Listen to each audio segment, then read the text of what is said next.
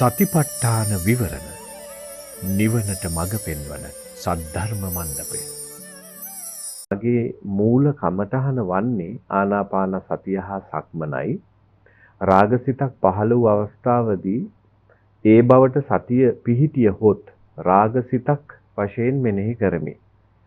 වඩා උචිත වන්නේ මෙහිදී පටික්කුල මානසිකාර්ය භාවිතා කිරීමද කියලා වහන්සේගෙන් විමසනවා. මේ වගේ අවස්ථාවේදී ගත හැකි උපක්‍රම තුනක් තියෙනවා. එකක් තමයි මගේ අරමුණෙන් හිත පිට ගියා. ඇත්තට මේ පිට ගිය බව දැන ගැනීමත් විශාලම ලාභයක්. ඒක තමයි ප්‍රශ්නේ දැනගත්ත වෙලාවේදී. එතකොට පුළුවන් මේ පටික්කුල මනසකාට හිත දාන්න. පටික්කුල මනසකාට හිත දැමීම සම්බන්ධයෙන් මම දන්නේ ගොඩක් වෙලා යනවා මේ කතාව කියන්න ගියොත්. බුදුජන් වහන්සේ වැඩ ඉන්න කාලෙම හිටියා එක රජ කෙනෙක්.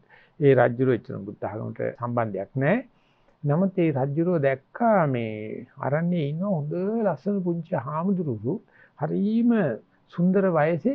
ඉතින් මේ රජුරන්ට සෑහෙන සැකයක් තියෙනවා මේ හාමුදුරුවෝ ටිකක් ලොකු වුණාට පස්සේ කාමයේ આવොත් මොනවා වේද කියලා. දැන් බොහොම සුන්දරව ඒක ගත කරනවා. ඉතින් එහෙම ඉන්න වෙලාවේදී මේ හාමුදුරුවෝ හම්බෙන්න යනවා පොඩි අර රජුරෝ ගිහිල්ලා හම්බෙලා හාමුදුරුවෝ දෙක යාළු වෙනවා. යාළු කරන හාමුදුරුවෝ අහනවා හාමුදුරුවනේ දැන් වහන්සේගේ හොඳම තරුණ බද්දර යවුවනේ ඉන්නේ. ඔබ වහන්සේට කාමයේ මතුවෙන්නේ නැද්ද කියලා. ඒකට මේ හාමුදුරුවෝ පින්ඩෝල භාරද්වාජ මම හිතන්නේ හාමුදුරුවෝ. ඒ ස්වාමීන් වහන්සේ කියනවා මේ අපිට මතුවෙනවා. අපිට මතුවෙච්චාම මේ මං ලස්සන ගෑනුලා මේ දැක්කොත් මේ හාමුදුරුවෝ කියන්නේ මගේ නංගි කියලා හිතනවා. මගේ අම්මා කියලා හිතනවා. එහෙම නැත්නම් මගේ අක්කා කියලා හිතනවා කියලා. ඊට රජුරෝ උපහාසාත්මක හිනා වෙලා කියනවා මේ පොඩි හාමුදුරන් මං ආව ප්‍රශ්නේ තර වැඩි.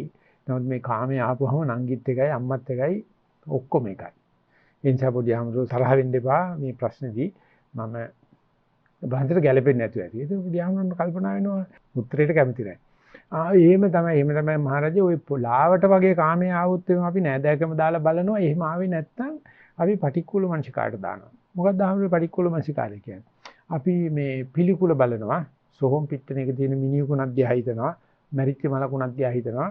ඒකට කාමේ නැති වෙනවා. ඒක රජුගේ මූණ ටිකක් ඇද කරලා මේ අවඥාවට ලක් කරලා කියනවා නේ ආඳුරනේ කාමයේ ආවට පස්සේ මලමිණියක් වුණා ප්‍රශ්නේ නැහැ. ඒක ඕගොල්ලෝ දන්නවනේ මොකද්ද කියලා. ඒ නිසා ඔබ වහන්සේගේ අහුව ප්‍රශ්න බරපතල වැඩි. ඒ නිසා ස්වාමීන් වහන්සේ සමා වෙන්න මම ඔබ වහන්සේ මේ තරුණ කෙනෙක් නේ පැවිද්දට කියලා. ඒකට අර ආමුදුරනේ තේනවා මේ රජුරෝ මේ දීප උත්තරයට කැමති නැහැ කියලා. ඊට පස්සේ කියනවා එහේ මහරජා එහෙම අපි දාන්නේ කාමයේ මධ්‍යස්ථ ප්‍රමාණය ආපුවාම. ලාවට ආවොත් නෑදෑකම දාලා බලන්න. ඒකේ යනවනම් හොඳයි. නෑනේ පටික්කුල මනසිකාට දාන්න. තවත් එකක් තියෙනවා බරපතල විදියට ආවොත්. ඒ මොකද්ද? මට දැන් මේ තැනට ගියොත් කාමයේ මත වෙන්න පුළුවන්. මේ අරමුණ දැක්කොත් කාමයේ මත වෙන්න පුළුවන් කියලා ඒකට සූදානම් ශරීරයෙන් ගියොත් කාමයේ මත වෙන්නේ නැහැ. මොකද මම එහෙම දෙයක් අහලා නැහැ. එහෙම වෙන්න පුළුවන් මම අහලා නැහැ. මට පොඩ්ඩක් විස්තර වශයෙන් කියන්න කිව්වට පස්සේ කියනවා දැන් මම මේ යන ගමනේ මේ පැත්ත බැලුවොත් මට කාමයේ වෙන්න පුළුවන්. මේ යදී කිරුවොත් කාමයට වෙන්න පුළුවන් කියලා දැනගෙන ගියොත් ඒ කාම අරමුණක් තිබ්බත් අපේ හිතට පොඩි අරසාවක් තියෙනවා කියලා. හඳුනේ ඒක නම් වෙන්න පුළුවන්. මට වැරදිලාවත් නිකන් කඩිනම් ගමනින් ගියොත් මම මේ අන්තපුර ස්ත්‍රීන් මහා වශී කරගන්නවා. නමුත් මම ගියොත් රාජකීය ලීලාවෙන් සීසත් මුරායුධ අරගෙන කුබ්බෙර ගහගෙන ගියොත් මම රාජකීය ලීලාවෙන් ගිහලා රාජකීය ලීලාවෙන් එනවා. මොකද මම දන්නවා යන්නේ මම අන්තපුරයට කියලා. ඒ නිසා ඔබ වහන්සේගේ හරියයි කියලා. ඒක නිසා මේ කාමයේ රාගේ එනකොට ක්‍රම තුනක් තියෙනවා. එකක් තමයි නිකන් නෑදෑකමක් කල්පනා කරලා යනවනේ ගේ ලාමක කාමයක්.